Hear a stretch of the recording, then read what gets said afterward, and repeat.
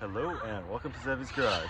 Today we're going to be performing an oil change on my girlfriend's 2011 Mini Cooper, which has the N18 engine. This oil change procedure is the same between the N12, N14, N16, and N18 engines from 2007 to 2013 for most models and up to 2016 on some models. Let's get started. Sorry about the noisy birds. So I always start by popping the hood, as you should with anything. Yada yada.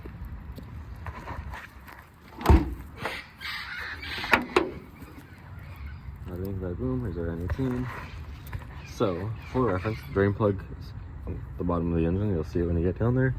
Don't drain the transmission side. The oil filter is down. Let's see if I can get a view for the camera. Okay, it's down in there. You can kind of see the cap right there. That's the cap. It's 27 mil. So what we're gonna do is undo the intake assembly. Some people take this stuff out, but if you just unbolt it, you can kind of just move it out the way. Okay, so now that our intake assembly is out of the way, you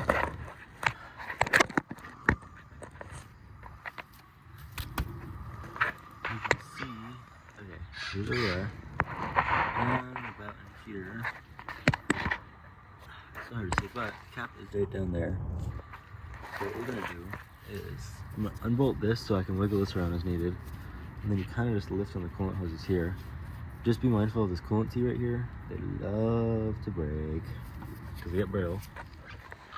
So the best trick I have is once this is loose, kind of just tip this up and over, and then there's the cap down there. So then now we're gonna go. Well, we don't need to do that yet. So what we're gonna do is you always want to make sure you can remove the oil cap in case you have any issues where the oil cap magically doesn't come off. This one's pretty stuck. Exactly why you want to verify that you can get the cap off. Try and break. This is an issue with some of the aluminum valve covers. There we go. That was a lot of effort. I'm just gonna go up here. And so yeah, we have our cap off. Just making sure you can drain your oil. But since I know the cap comes off, I'm just gonna place it sideways like this, so that I know if I see that's telling me that one, the cap's not fitted properly, and two, it's just a note that that I haven't put oil yet. So now I'm gonna jack up the car on one side. Sometimes I do a corner in the front, but I'm gonna do the side, get it high enough so I can get the oil drain plug out, drain the oil, yada yada. Okay, now I'm gonna show you where the oil drain plug is located.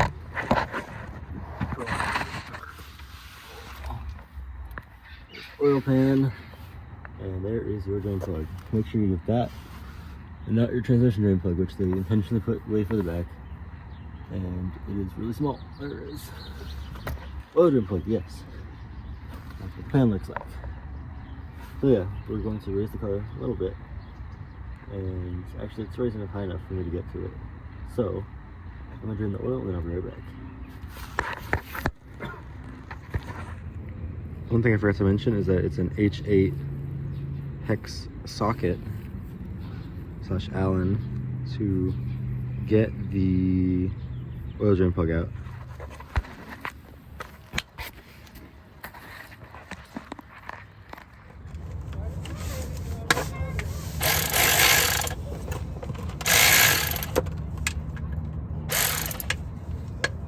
Okay.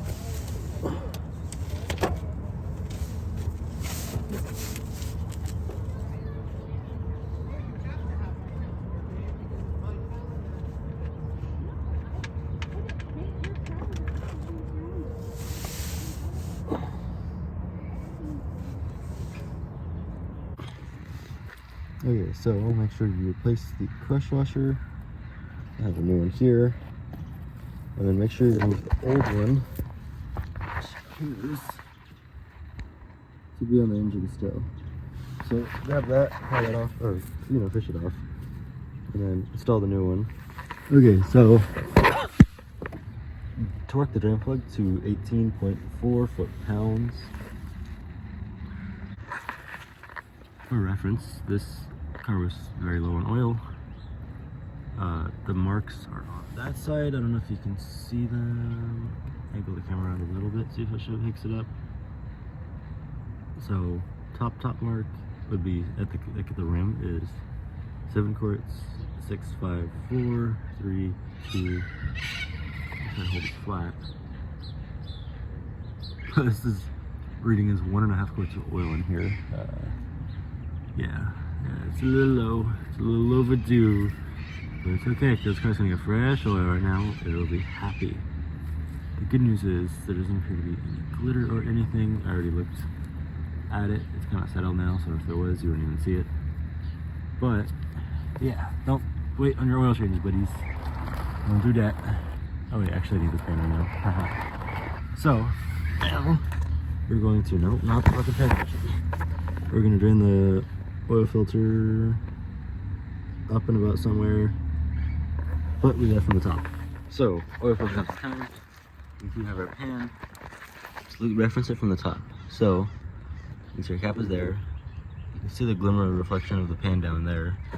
Just make sure it's in a spot so that if it runs down the block or anything, it'll catch the fluid. It's not the best angle here, but I'm not trying to lose my phone into the abyss of the engine bay and the oil and everything.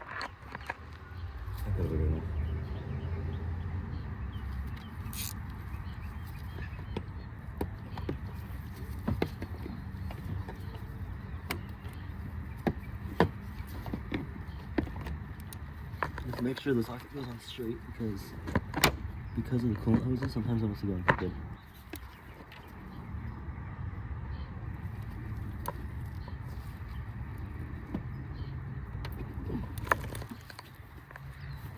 Okay, so maybe you can see, but basically the filter wants to come out like this, but the coolant hoses make it kind of come out like this. So you have to try and figure out how to move the coolant hoses enough. Get it out.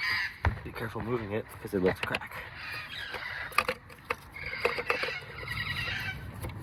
Which is kind of hard to do one-handed. Probably should not be filming. It also helps when you don't have this cast elbow here.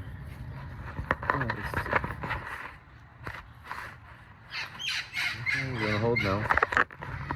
Okay, so I'm just gonna wiggle it out off camera. Okay, so for reference, here's our filter and our filter housing cap. You just pull them apart, then replace it. So this is the old seal. You can see it's kind of getting flattened here. And for the quality filter kit, it comes with a new seal. So you just go around with a little pick, grab it, and it's off. And clean up this, make sure it's all good. Use the oil. Just run it along here so that as you install it, it doesn't pinch or roll. And now you can just like so, and boom. Good. Now we're gonna drop in our new filter. It's a new one here.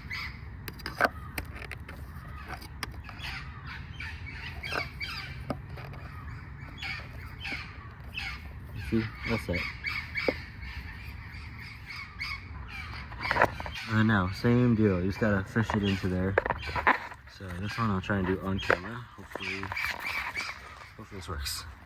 So, now when you seal everything, make sure everything's good. Fish it underneath the back of the coolant reservoir to along in here.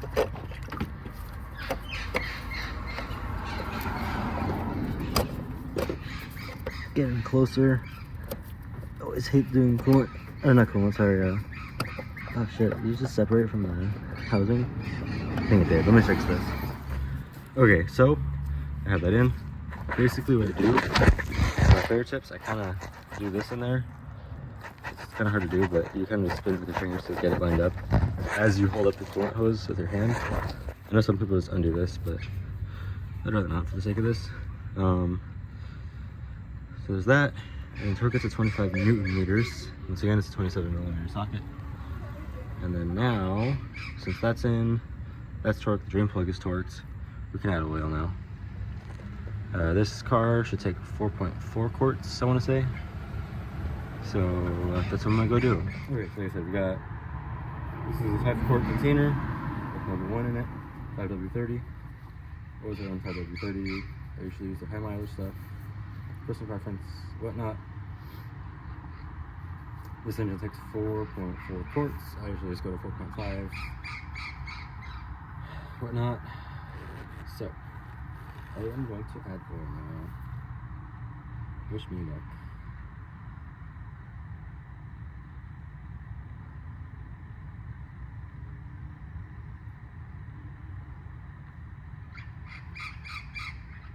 Nice.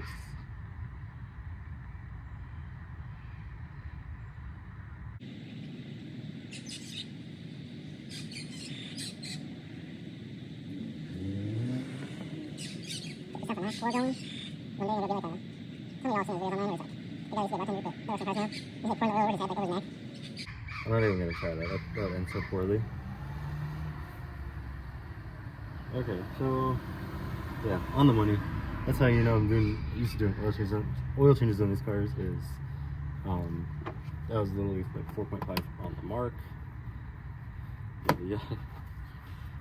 So that's it. Put your oil cap back on.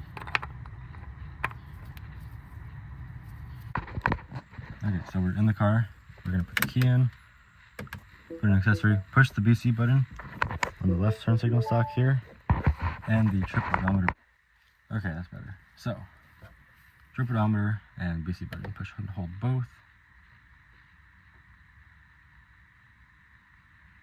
There we go. And then now, we'll cycle the menu with the BC button. So I'm gonna tap, tap, tap. Oil. And now it says oil is good. We'll push and hold. Release, reset, push and hold again.